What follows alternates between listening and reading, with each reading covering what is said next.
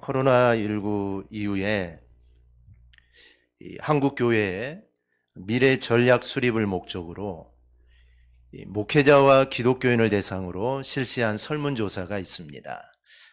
벌써 코로나가 시작한 지가 1년이 됐죠. 정말 긴 세월이 흘렀습니다. 그 중에 이 코로나19가 종식된 이후에 예상되는 교회의 변화에 대한 질문에 이 목회자와 기독교인들 모두 이 부정적일 것이다 라는 그런 반응을 보였습니다. 이 목회자들은 교세 감소, 작은 교회 어려움 가중, 주일학교 감소 가속, 사회적 영향력 감소, 공동체성 약화 등을 이렇게 내다봤습니다. 기독교인들 역시도 부정적인 응답이 주를 이루었습니다. 이 기독교인들은 이제 코로나19 종식 후에 교세 감소와 또 작은 교회 어려움, 또 교회 내 모임 축소, 주일학교 감소 가속, 교회 영향력 감소를 이렇게 예상을 했습니다. 그 중에 하나가 이 주일학교의 그 아이들의 숫자가 줄어드는 일들이 이제 더 심해질 것이다라는 겁니다. 우리가 코로나19로 인해 이 정규 예배가 많은 어려움을 우리가 겪고 있습니다. 그래도 우리 작년 성도들은 온라인 예배를 통해 이 장소만 바뀌었지 그래도 동일하게 우리가 예배를 다 드렸습니다. 하지만 이 주일학교 아이들은 또 그렇지 못합니다. 가정에서 부모와 1시간 예배 드리는 것, 이거 아이들에게는 이거는 쉬운 일이 아닙니다. 가만히 앉아 있어야 되는데 이 아이들에게 쉬운 일이 아니죠. 예배 형식도 잘 맞지 않고 설교도 아이들에게는 어렵습니다. 그래서 저는 이제 방역 지침이 바뀔 때마다 이 예배 방식이 바뀌어지는데 그때 제가 제일 신경 쓰이는 것이 바로 이 주일학교 아이들입니다. 우리 장년들이야 집에서 드리든 또 교회 와서 드리든 별로 달라질 게 없지만 아이들은 또 다르지 않기 때문입니다. 그런데 현 상황에서 또 아이들에게 맞추어 또 예배를 드릴 수 없는 것이 지금의 또 상황입니다. 그래서 아이들의 신앙과 믿음이 이 걱정이 되는 것이 또한 사실입니다. 그러므로 우리 부모된 성도들이 자녀들의 믿음과 신앙을 위해 더 신경을 우리가 써야 합니다. 이런 생각을 하다가 이 부살렐이라는 사람이 떠올랐습니다. 우리가 새벽 예배 출애굽기를 통해 이 부살렐에 대해서 우리가 살펴본 적이 있는데 이 부살렐은 이스라엘 백성들이 광야에서 성막을 건축할 때 그 건축을 주관한 실무 책임자입니다. 즉 실제적으로 성막을 만들고 또 성막 안에 있던 그 물건들을 실제로 만들었던 사람이 이 부살렐입니다. 하나님께서는 그를 부르시고 그에게 지혜와 총명과 지식과 여러 가지 재주를 주셨습니다. 이런 재주를 가지고 성막과 성막 안의 기구들을 만들었습니다. 그런데 그의 솜씨가 얼마나 대단했던지 하나님이 말씀하신 대로 지금같이 무슨 설계도를 주어가지고 그렇게 말하는 것이 아니라 하나님이 말씀하신 그대로 아주 정확하게 만드는데 조금도 손색이 없었습니다. 그런 재주를 가지고 있었던 사람이 바로 이 부살렐입니다. 그런데 우리가 주의 깊게 살펴봐야 할 것은 이 부살렐이 훌의 손자였다는 것입니다. 훌은 여러분이 잘 알듯이 이스라엘 백성이 아말렉과 전쟁을 치를 때 모세를 보필했던 사람이 바로 이 훌입니다. 모세는 산 위로 올라가 이스라엘과 아말렉이 전쟁하는 것을 보면서 기도를 합니다. 그런데 하나님은 모세의 팔이 올라가면 이스라엘이 이기게 하셨고 모세의 팔이 내려가면 아말렉이 이기도록 역사를 하셨습니다.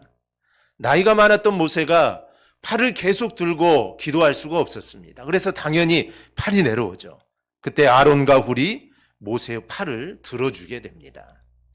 아론과 훌은 모세가 통곡을 하면 아마 그 옆에서 같이 통곡을 했을 겁니다. 손을 받치면서 모세가 통곡하는데 그들이 먼 산을 바라보고 있지는 않았겠죠.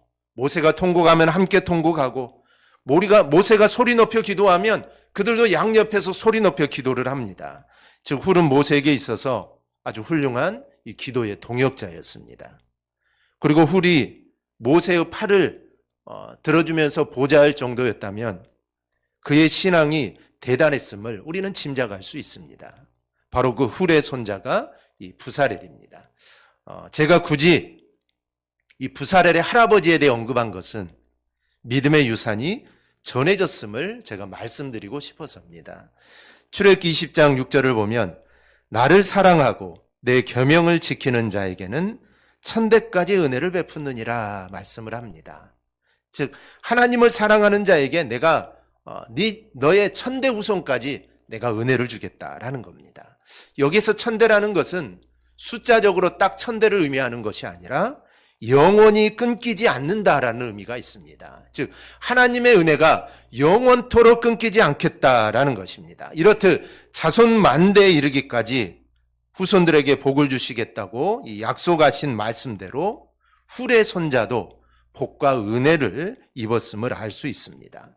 이제 부사렐이 어른이 되고 하나님의 부름을 받고 성막의 이 모든 것들을 짓는 책임자가 된 것은 훌과 같은 훌륭한 할아버지의 기도와 믿음이 전달되었기 때문이라는 것을 우리는 절대로 간과해서는 안 됩니다.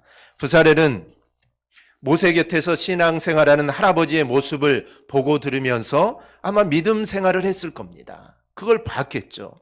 여러분, 우리의 믿음은 우리의 자녀들에게 유산되어진다는 것을 우리는 절대로 잊어서는 안 됩니다. 그렇다면 지금 코로나19 상황 가운데 내가 자녀들에게 해줄 수 있는 게 과연 무엇이 있을까요? 바로 신앙의 본을 보이는 것입니다. 예배하는 모습, 또 기도하는 모습, 그리고 성경을 읽는 모습. 우리는 이런 본을 우리 자녀들에게 보여주어야 합니다. 우리 자녀들에게 우리가 기도의 본을 보인다면 그들은 어려움이 올 때마다 기도할 것이고, 그리고 그 기도로 이 험한 세상을 헤쳐나가는 믿음의 자녀들이 될 것입니다. 그렇기 때문에 자손만대에 이르기까지 주님의 은혜가 넘쳐날 수 있는 것입니다. 그냥 되지 않습니다. 그냥 나 혼자만 믿음 생활 잘한다고 해서 우리의 자녀들에게 그것이 전달되는 것이 아니라 이 모습들을 우리의 자녀들에게 잘 보여줄 때 우리 하나님의 말씀과 같이 천대에 이르기까지 우리 자녀들이 복을 받는 것입니다. 즉 본을 보이는 모습이 있어야 하나님의 약속이 이루어지는 것입니다. 우리가 이 사실을 절대로 잊지 말고 우리가 믿음의 본, 정말 우리의 신앙의 본을 우리 자녀들에게 잘 보여주므로 우리 대강의 모든 가정들이 천대에 이르기까지 하나님의 은혜를 받는 그런 복된 가정이 되기를 바랍니다.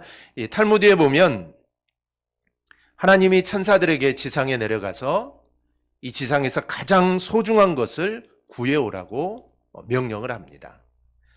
천사들이 지상으로 내려가 자기가 생각하기에 가장 소중한 것들을 가지고 옵니다. 어떤 천사는 다이아몬드를 가지고 오고 어떤 천사는 꽃을 가지고 오기도 합니다. 그런데 한 천사는 액체가 담긴 작은 병 하나를 가지고 왔습니다. 하나님께서 그것이 무엇이냐라고 묻자 이것은 믿는 자들의 눈물입니다 라고 이렇게 말을 합니다. 그러자 하나님께서 그 천사가 가지고 온 작은 병을 가장 소중하게 여겼다라는 그런 이야기가 있습니다. 하나님은 우리가 주님을 향해 우는 눈물을 결코 잊지 않습니다.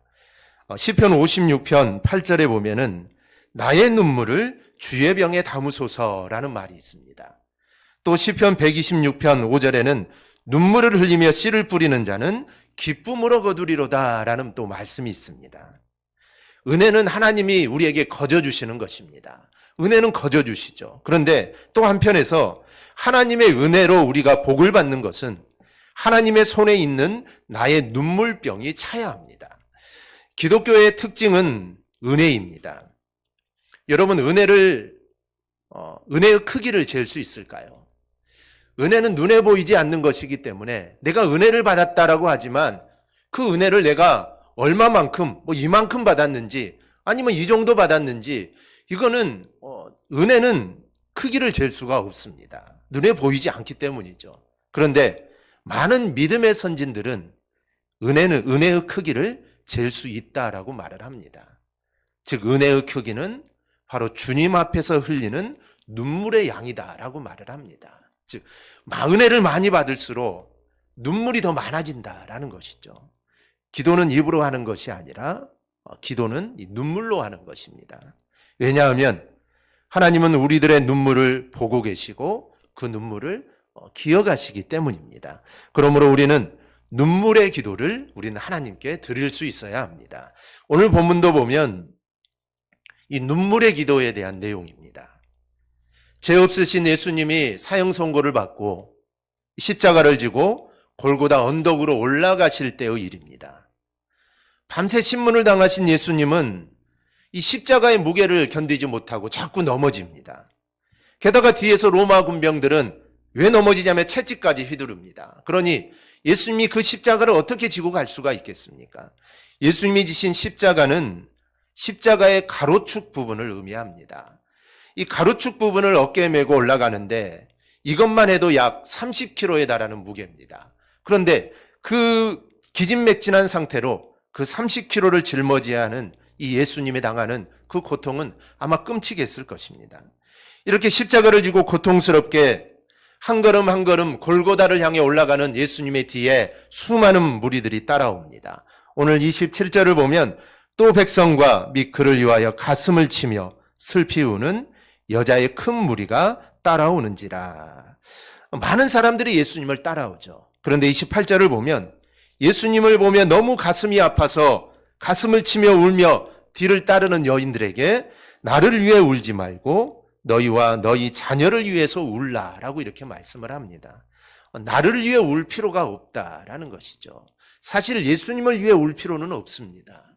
예수님이 가시는 길은 주님이 마땅히 가셔야 하는 길이고 그 길을 가셔야만 우리가 죄의 용서를 받을 수 있는 그 길이기 때문에 그 뜻을 정확히 이해한다면 사실 예수님을 위해 울 필요는 없는 겁니다. 그래서 주님은 나를 위해 울지 말고 너희 자녀들을 위해 울라라는 것입니다. 사실 예수님의 뒤를 따르는 이 여인들 너무 슬픕니다. 얼마나 슬프겠습니까? 자신들이 따르던 주님이 죽으러 가시니 얼마나 슬프겠습니까? 그래서 그들은 지금 울고 있는 것입니다.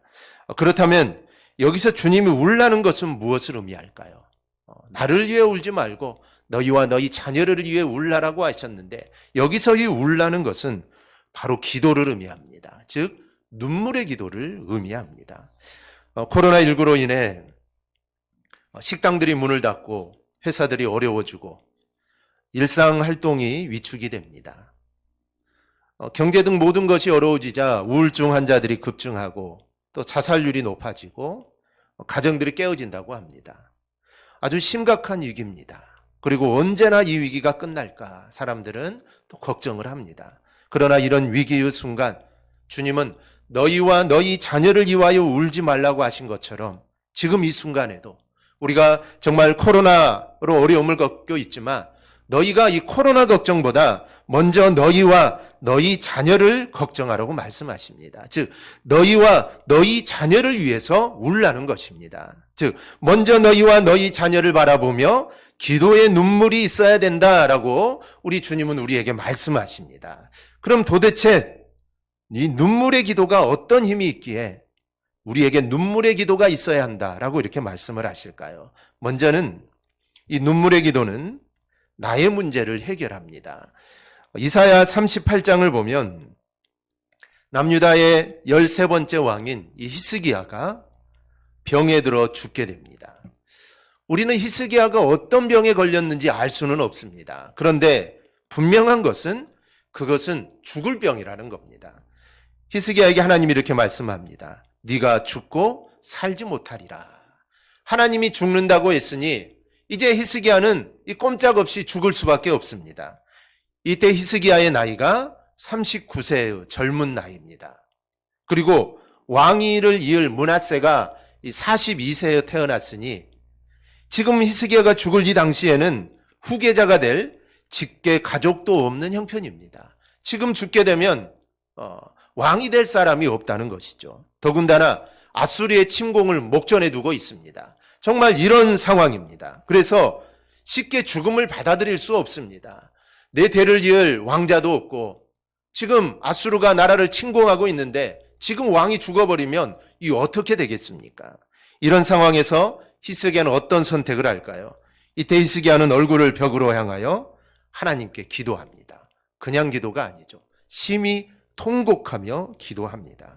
히스기야는 오직 하나님만이 내 문제를 해결해 주실 수 있다라는 이 믿음이 있었기 때문에 삶을 포기하지 않고 하나님께 눈물로 기도를 합니다. 그때 하나님께서 내 기도를 들었고 내 눈물을 보았다라고 이렇게 말씀을 하십니다. 하나님은 우리의 기도를 듣고 계시고 우리의 눈물을 보고 계십니다. 그리고 히스기야의 생명을 15년 연장시켜 주셨습니다. 즉, 이 눈물의 기도가 하나님의 마음을 움직인 것입니다. 사람마다 눈물을 흘립니다.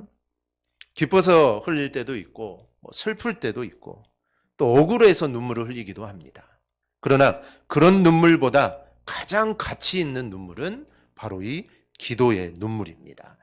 우리가 하나님께 눈물로 기도할 때 그 기도의 눈물을 하나님은 보십니다. 눈물로 기도하는 그 안타까운 심정을 보시는 것입니다. 얼마나 안타까우면 저렇게 눈물을 흘리며 기도할까? 하나님은 그 눈물을 보시는 겁니다. 그리고 눈물로 기도하는 그 간절함을 우리 하나님은 보십니다. 그러기에 하나님이 응답하시는 겁니다. 눈물의 기도는 응답이 없을 수가 없습니다. 우리를 사랑하시는 하나님, 정말 우리의 아버지가 되시는 하나님께서 정말 사랑하는 자녀들이 눈물을 흘리며 기도하는데 그 눈물의 기도를 어찌 외면할 수 있겠습니까? 내 눈물을 보았노라 라고 말씀을 하십니다. 눈물을 보셨는데 하나님 어찌 응답이 없을 수 있겠습니까?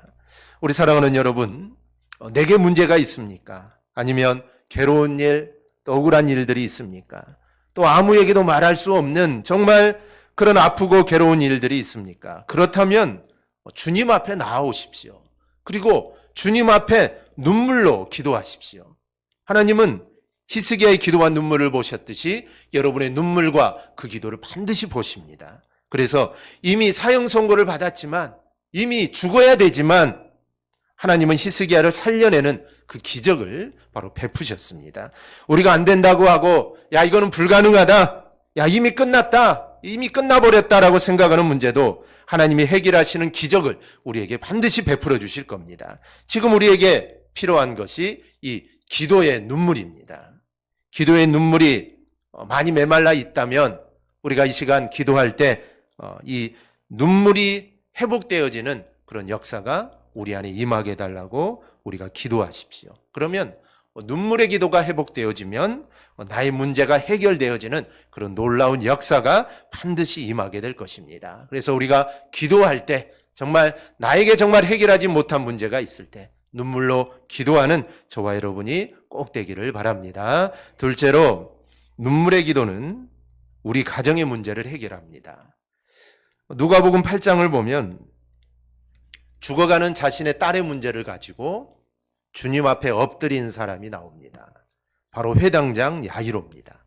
누가복음 8장 41절 2절을 보면 이에 회당장인 야이로라는 사람이 와서 예수의 발 아래 엎드려 자기 집에 오시기를 간구하니 이는 자기에게 12살 된 외딸이 있어 죽어갑니다라. 예수께서 가실 때 무리가 밀려들더라.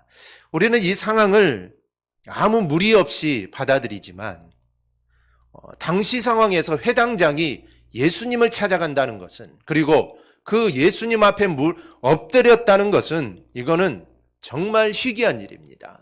이거는 해외 토픽감입니다. 뉴스에 날 만한 일입니다.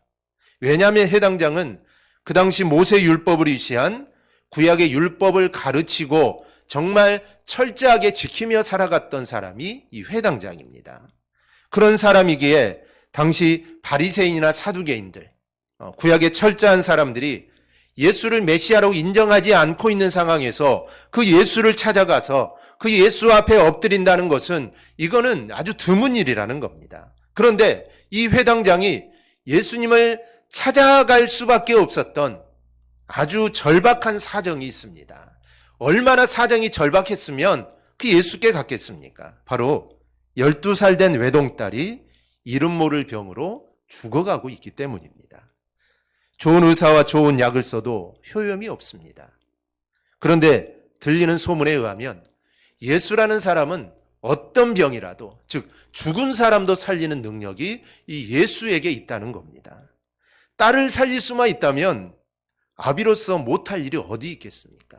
그래서 예수님의 발 아래 엎드려 자기 집에 좀 오셔서 딸을 구해달라고 간청을 합니다.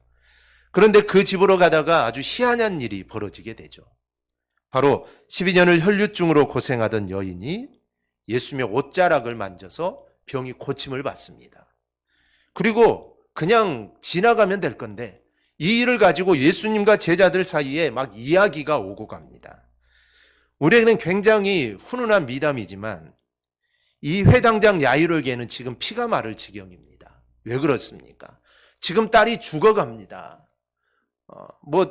오래 있다가 죽는 것도 아니고 지금 죽었을 수도 있는 상황이고 언제 죽을지 모르는 아주 긴박한 상황인데 예수님이 길을 가다가 사람들과 이야기를 하고 있으니 이 회당장 마음이 얼마나 타들어가고 있겠습니까?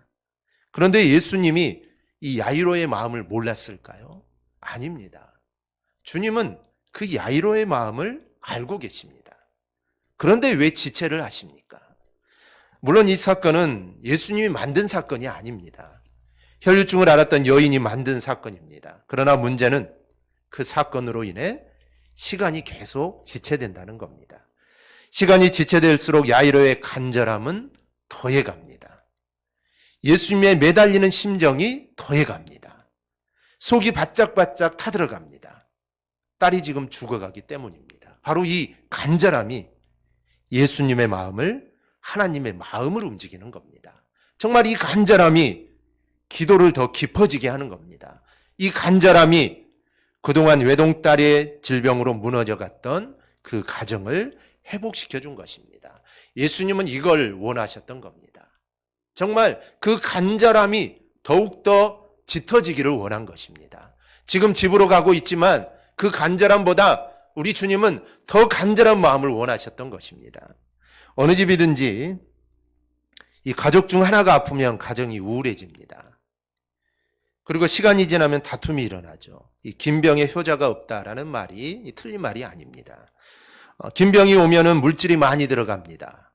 시간이 갈수록 가족들이 힘들어지고 그러다 보면 가족 간에 불화와 문제가 생기게 됩니다. 그런데 보십시오. 이 야이로의 주님을 향한 이 간절함, 또 주님을 향한 이 기도가 이 딸을 살려냅니다. 즉 우울함과 슬픔이 가득했던 이 가정을 기쁨의 가정으로 바꿉니다. 기도는 이렇게 무너져가는 가정을 살려내는 힘이 바로 이 기도에 있습니다. 더구나 이 기도에 간절함이 더해지고 그리고 이 기도에 눈물이 더해진다면 주님은 그 간절함과 그 눈물을 주님은 보십니다. 우리가 많이 듣던 말 중에 하나가 이 어거스틴의 어머니 모니카의 눈물의 기도입니다. 정말 허랑방탕하게 떠도는 아들의 그 향한 이 간절한 눈물의 기도, 이단에 빠지기도 하고 정말 허랑방탕한 삶을 살아가던 아들을 향해 정말 계속해서 눈물로 기도했던 그 눈물의 기도가 그 아들을 살려내고 위대한 일꾼으로 세우게 됩니다. 그래서 자녀를 위해 흘리는 부모의 그 눈물과 기도는 절대로 헛되지 않습니다. 절대 땅에 떨어지지 않습니다. 언젠가는 그 기도가 응답을 받게 됩니다. 이것이 어디 그 가정만 그러겠습니까? 기도하는 가정, 특히 눈물의 기도가 있는 가정은 다 그렇습니다.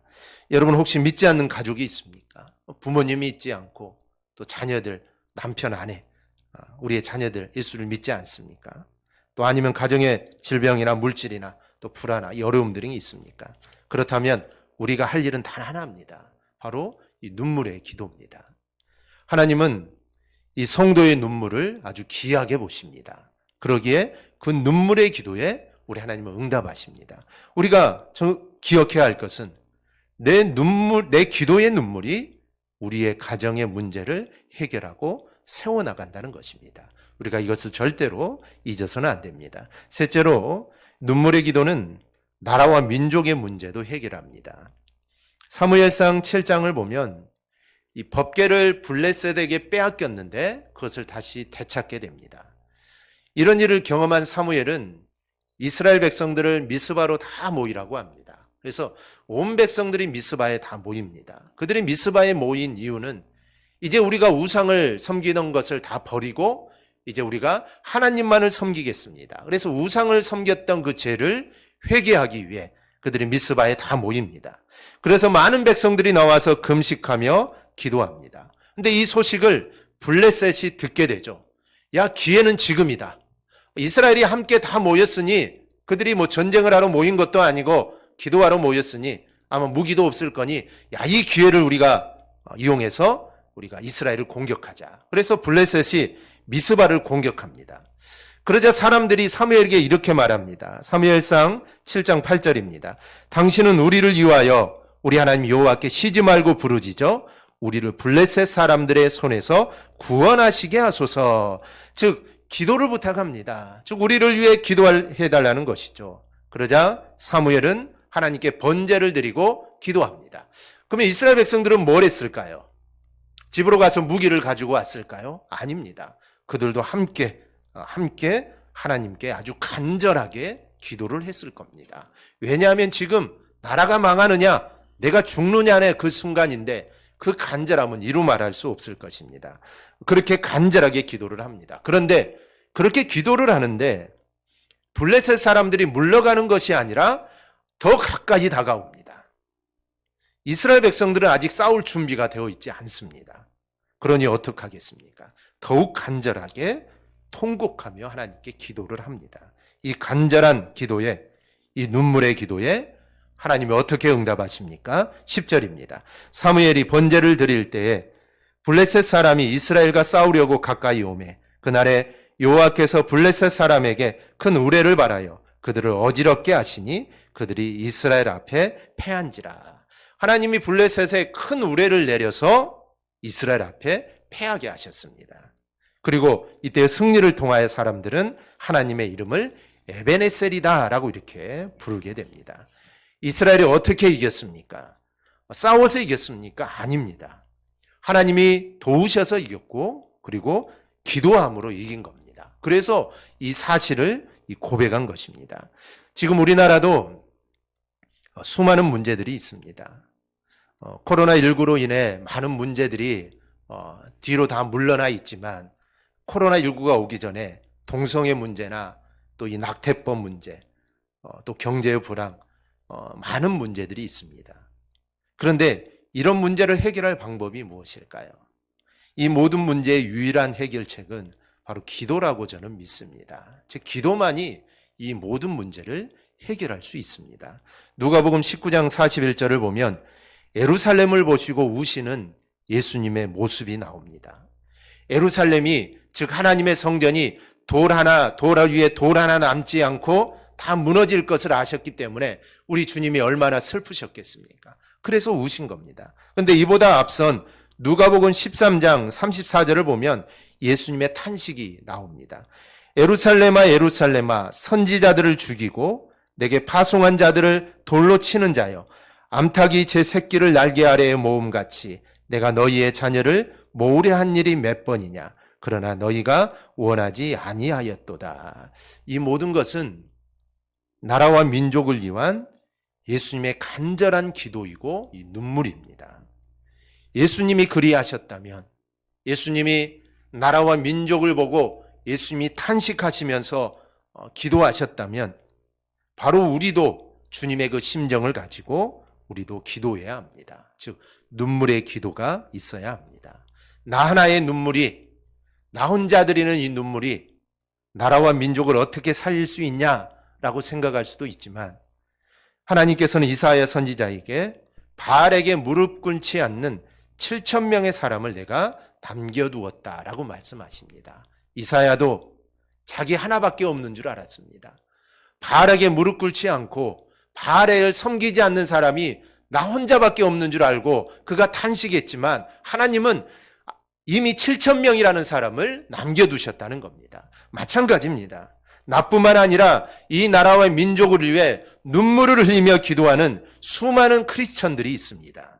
이러한 눈물의 기도를 하나님이 보시고 이 땅을 반드시 회복시켜 주실 줄 믿습니다. 우리는 이러한 확신을 가지고 나라와 민족을 위해 눈물로 기도하는 저와 여러분이 될 수 있기를 바랍니다. 말씀을 맺습니다. 한국 지성을 대표하는 이어령 씨가 이 지성에서 영성으로라는 서문에 이렇게 시작합니다. 즉 전에는 지성이었는데 이제 영성으로 내가 바뀌었다라는 그런 뜻이죠. 요즘 나는 70평생 한 번도 하지 않던 일들을 하고 삽니다. 세례를 받은 것과 시집을 낸 것이 그렇습니다. 나이 많이 먹은 사람들이 평소에 하지 않던 일을 하면 망령이 났다고들 합니다.